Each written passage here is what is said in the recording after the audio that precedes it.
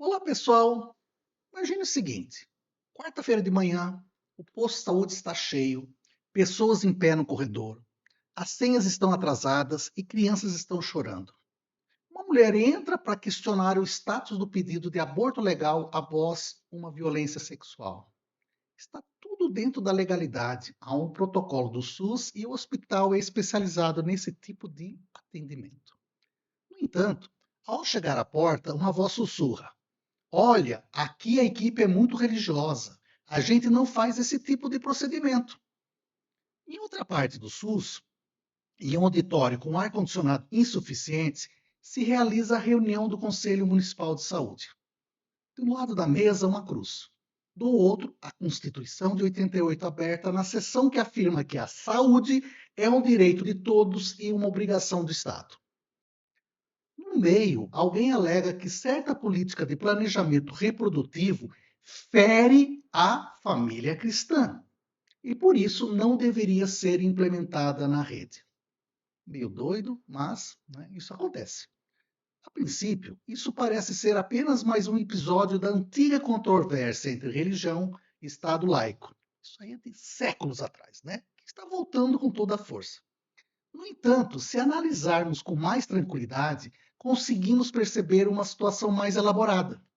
A maneira como as crenças religiosas específicas, gestores, profissionais e parlamentares, têm influenciado direitos que teoricamente são universais no SUS, principalmente em questões relacionadas a drogas, saúde reprodutiva, vacinação e cuidados no final da vida.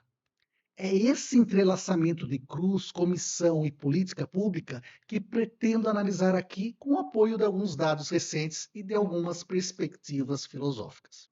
Pessoal, é importante ressaltar que o SUS foi criado em 1988 como um sistema de saúde que, para os padrões até mundiais, é radicalmente universalista. Aí, no caso, o SUS é público, abrange todas as necessidades de saúde e permite a participação da sociedade por meio de conselhos e conferências. Ele não apareceu do nada assim na sociedade. Na realidade, ele veio dentro de uma sociedade que é muito religiosa, muitos católicos, evangélicos, outras tradições de fé, que na prática tem forte influência tanto na base social quanto nas instituições de poder.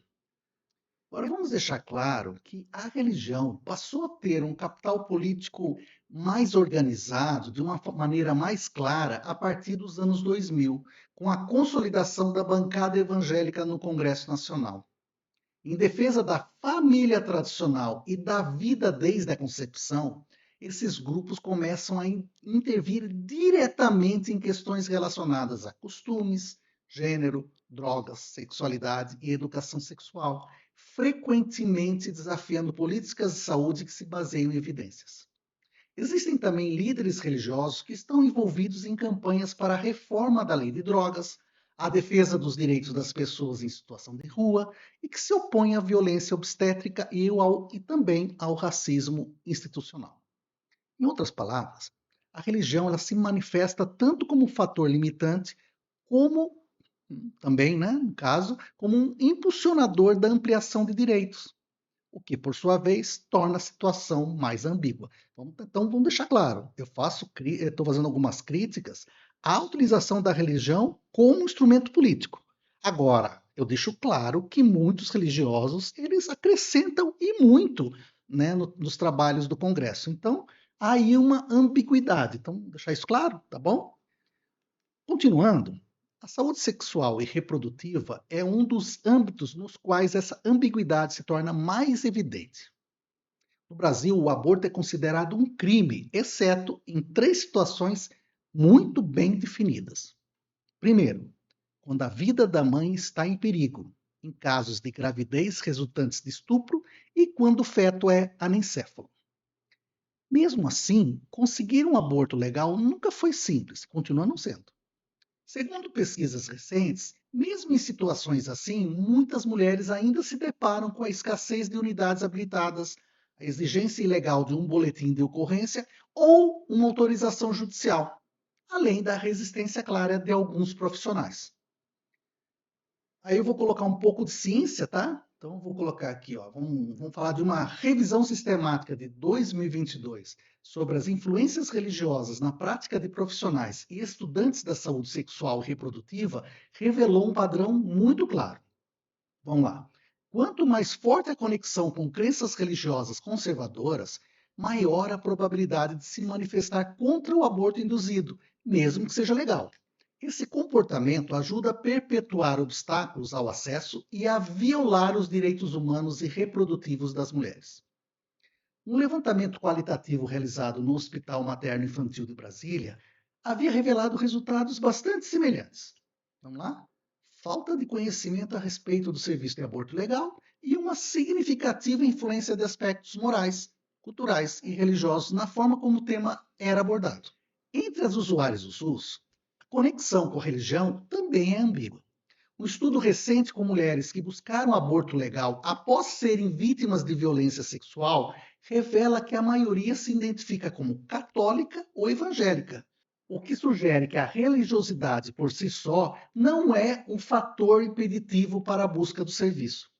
Simultaneamente, existem evidências de que muitas mulheres que enfrentam gestações indesejadas optam por não interromper a gravidez devido a convicções religiosas. Ou seja, religião não é uma massa homogênea. Para algumas mulheres, sustenta a opção de interromper uma gravidez em nome de suas vidas de dignidade. Para outras, fortalece a decisão de prosseguir, mesmo em meio ao sofrimento. O problema surge quando a crença de quem presta atendimento é utilizada para bloquear oportunidades que a lei permite. Outro campo relevante é a política de drogas. Essa política é danada, que o pessoal gosta de usar isso como uma manobra política, é uma coisa louca. Mas vamos lá. As chamadas comunidades terapêuticas tornaram-se protagonistas na oferta de tratamento para o uso problemático de drogas, e a enorme maioria delas é religiosa. De acordo com pesquisas do IPEA, mais de 80% dessas instituições são de caráter religioso e aproximadamente 95,6% delas empregam a espiritualidade como forma de tratamento, quase sempre aliada à laborterapia e outras abordagens. A partir de 2013, essas comunidades se conectam cada vez mais com o poder público, recebendo financiamento estatal em crescimento, inclusive como uma alternativa aos serviços de saúde mental do SUS. Agora eu vou trazer alguns estudos qualitativos recentes que indicam um ponto bastante sensível. Nós vamos falar aqui da expansão dessas comunidades que sugerem um retorno ao modelo manicomial, com internações prolongadas, uma disciplina severa e uma conversão religiosa como foco principal. Todas essas iniciativas sustentadas por financiamento público. As experiências dos pacientes variam. Alguns relatam que as abordagens religiosas foram benéficas. Outros, por outro lado, consideram que a experiência não foi eficaz ou até mesmo foi violenta, sem qualquer contribuição real da espiritualidade para a sua recuperação. Há um claro conflito entre as abordagens leigas de redução de danos e aquelas que se baseiam em outras perspectivas. Ora, enquanto os serviços de saúde oferecem cuidado baseado na liberdade do paciente, apoio psicossocial e respeito à sua autonomia, muitas comunidades ainda insistem na internação compulsória e na abstinência total como as únicas opções válidas. E aí eu queria dizer que esse assunto ele vai muito além das palavras. Ele envolve financiamentos, legislações e, mais uma vez, né, tenho que repetir, quem determina o que é tratamento adequado em nome de Deus ou em nome do Estado. A religião também se tornou um ponto de debate sobre vacinas nos últimos anos. As taxas de vacinação infantil no Brasil vêm caindo desde 2016. Isso é um fenômeno mundial, tá? O que tem gerado grande preocupação entre os especialistas em saúde pública. Pesquisas indicam que a maior parte da hesitação em se vacinar é causada por problemas logísticos, tais como localização, horários de funcionamento e a disponibilidade das doses, além de medos gerais relacionados a possíveis efeitos colaterais. Eu acho que esse é o principal, mas vamos lá. Mas a religião se destaca nas entrevistas com profissionais da atenção primária como um dos elementos contextuais. famílias que associam a vacina à desconfiança em relação às autoridades, influenciadas por discursos de líderes políticos e religiosos, particularmente durante a pandemia do Covid-19. Vocês vejam que esse, para mim, é o ponto principal. Mas vamos lá, mas há outros fatores, tá? Como já citei. De acordo com uma outra revisão sistemática de 2025 sobre a hesitação vacinal no Brasil, o grupo que se opõe às vacinas por convicção é bem pequeno, mas faz muito barulho. Quando se trata de confiança, atitudes guiadas por alinhamento com líderes religiosos entram como elemento importante, onde, quando pastor ou padre se posicionam contra determinadas vacinas ou alimentam teorias conspiratórias, uma pequena parte da população se ancora nisso para justificar a recusa. E aqui, gente, eu não estou culpando a religião pela queda nas coberturas, tá bom? Vamos deixar isso claro. Mas eu quero ilustrar de que maneira a religião pode atuar tanto como uma parceira na promoção da vacinação, quanto como um meio adicional para disseminar desinformação, conforme a forma como ela é utilizada. Ou seja, ela pode ser utilizada para falar: olha, pessoal, nós vamos ter uma campanha de vacinação aqui na nossa igreja ou aqui no nosso templo, venham, participem, vacinem-se. Essa é uma forma. Outra é você ficar divulgando um monte de fake news contra as vacinas, o que me parece uma coisa totalmente ilógica. Você foge da questão dos preceitos da religião, dos preceitos do que Jesus nos trouxe e assim por diante. Tá bom? Então vamos lá. No que diz respeito aos profissionais, a conexão café também é tema de estudo. Um levantamento realizado em 2024, através da teoria de resposta ao item, avaliou a proporção de enfermeiros, médicos e psicólogos no Brasil que integram a espiritualidade e a religiosidade em sua prática profissional. Olha, os resultados são intrigantes. Muitos profissionais de saúde reconhecem a relevância de discutir a fé com seus pacientes e afirmam que estão dispostos a fazê-lo, mas relatam uma formação ética e técnica insuficiente para abordar o assunto. A linha que separa aceitar a espiritualidade do paciente e impor a própria crença, ela é tênue e muitas vezes pouco definida. Essa informação está diretamente relacionada aos conflitos que observamos, onde, na ausência de uma formação adequada, é fácil passar da escuta para a catequese. Quando aplicamos a perspectiva de Michel Foucault a esse conjunto de situações, né, a gente falou bastante delas, né, identificamos o conceito de biopolítica. Vamos lá? Um tipo de poder que não se limita a punir indivíduos, mas que gerencia a vida das populações, decidindo quem vive, quem morre, quem tem acesso a quais cuidados e quais circunstâncias.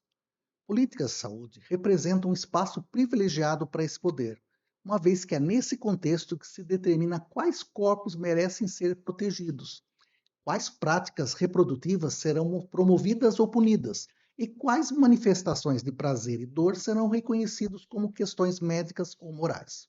Quando determinadas organizações religiosas conseguem se fazer representar em conselhos de saúde, influenciar a elaboração de diretrizes para as políticas de drogas, ou pressionar os serviços que realizam o abortamento legal, o que está em questão não é apenas a liberdade de culto, mas também a disputa pelo poder de governar essa biopolítica. Estabelecer, utilizando a terminologia de Foucault, os regimes de verdade relacionados ao corpo, à sexualidade, à enfermidade e à cura. Em nome de defender a vida ou a família, certos arranjos acabam resultando em uma maior vulnerabilidade das vidas envolvidas. De quem? Mulheres que são levadas a recorrer ao aborto clandestino, usuários que são internados à força, adolescentes que não recebem a educação sexual adequada e pessoas que hesitam, né, em se vacinar devido a boatos que se tornam sagrados. E aí a questão Foucantiana que se coloca é: quem exerce o controle sobre a vida de quem, com quais conhecimentos e com que chances de resistência? E agora trazemos para a discussão John Rawls, né, onde o foco se desloca para as regras que regem o jogo democrático. Rawls menciona a razão pública, onde, em sociedades pluralistas, que são dominadas por diferentes concepções do mundo, As leis e as políticas que se aplicam a todos devem ser fundamentadas em razões que qualquer cidadão razoável possa aceitar, sem levar em conta suas crenças. Isso não exige que ninguém renuncie às suas crenças, eu não estou dizendo isso. Mas exige que, ao assumir funções públicas ou criar políticas, a pessoa consiga apresentar justificativas que sejam compreensíveis também para aqueles que não compartilham da mesma doutrina. Isso me parece lógico. Mas vamos lá, continuando. Então, um gestor do SUS pode ser muito religioso. Isso pode até integrar a própria identidade dele. No entanto, ao tomar decisões relacionadas ao acesso à contracepção, ao aborto legal, ao tratamento em saúde mental ou à vacinação, ele não pode usar apenas minha religião condena como critério para restringir um serviço previsto em lei. À luz da razão pública, as escolhas de saúde precisam ser fundamentadas em evidências, evidências, nos princípios da igualdade e nos direitos fundamentais, de tal maneira que um cidadão de outra religião, ou mesmo de nenhuma religião, não tenha que se converter à crença do gestor, para que essa própria política de saúde lhe pareça legítima. Rawls também contribui para uma reflexão sobre a objeção de consciência. Ele entende que indivíduos podem ter objeções morais significativas e que, em certas situações, é válido levá-las em consideração. Contudo, essa adaptação não pode alterar a estrutura fundamental dos direitos. Quando todos os serviços de uma determinada área se negam a prestar um aborto legal, o sistema deixa de ser equitativo. Vou tentar explicar. As mulheres, frequentemente vítimas de violência, efetivamente perdem um direito reconhecido pela lei. A questão que se coloca à luz do conceito de Rawls é a seguinte: é possível considerar como razoável, pensando em todos os cidadãos, né, políticas de saúde que foram elaboradas de forma explícita com base em uma doutrina religiosa específica? Se uma resposta sincera implica em considerar uma parte da população como menos cidadã, estamos diante de um problema de justiça e não apenas de opinião. Ao chegar a este ponto, torna-se complicado resumir religião e SUS como uma guerra de bem contra o mal ou laicismo contra a fé. Não é por aí, tá? Em nenhum momento eu pensei nisso. O que observamos é um domínio onde crenças genuínas, vivências autênticas de atenção e ambições de poder bem definidas, né, elas acabam se entrelaçando. Nós temos, de um lado, grupos religiosos que mantêm serviços onde o Estado é ausente, acolhem o que não tem ninguém, combatem injustiças. E, por outro, há o uso da religião para justificar a limitação de direitos, a imposição de uma moral única e a transformação de políticas públicas, e aí no caso saúde que eu estou falando, né, em instrumentos de exclusão. Isso, do ponto de vista ético, atribui funções desagradáveis a todos. Se eu sou um gestor ou um profissional, eu não posso ignorar o fato de que minhas crenças pessoais não entram no consultório. E o que realmente importa é como eu as controlo para que não se tornem armas contra quem pensa diferente. E aí, pessoal, não adianta, como ativista, ou mesmo como pesquisador, demonizar a bancada XYZ. Na realidade, é preciso perceber que discursos, arranjos institucionais e alianças possibilitam que uma visão religiosa se torne uma política estatal. E, como beneficiário do SUS, que afinal somos todos nós, né? Talvez eu tenha que aprender a distinguir quando estou sendo cuidado e quando eu estou sendo doutrinado de forma disfarçada. Não é uma questão de se devemos remover a religião do debate público. Não é por aí, tá? Não falei em nenhum momento disso. Vários vídeos que eu coloco aí respeito demais a religião e a religiosidade das pessoas. Então, deixando bem isso claro. Mas, né, eu acho que a gente deve assegurar que um sistema de saúde público, universal e laico, respeite a pluralidade de crenças sem subordinar direitos fundamentais à fé do governante da vez. Até que ponto estamos consentindo, muitas vezes de forma silenciosa, que escolhas relacionadas a drogas, reprodução, vacinação e eutanásia sejam determinadas por agendas religiosas específicas? E o que implica demandar na prática que essas decisões sejam justificadas de uma maneira que qualquer cidadão, crente ou não crente, reconheça como pelo menos justa? Se este roteiro te incentivou a observar com mais atenção cruzes, bancadas e consultórios do SUS, é possível que da próxima vez que você visitar um serviço de saúde, não o faça apenas como paciente, mas também como um cidadão atento à ética que está em discussão naquele local. Gostou do conteúdo? Por favor, deixe seu like, inscreva-se no canal se achar adequado. Um grande abraço e vejo-os em breve.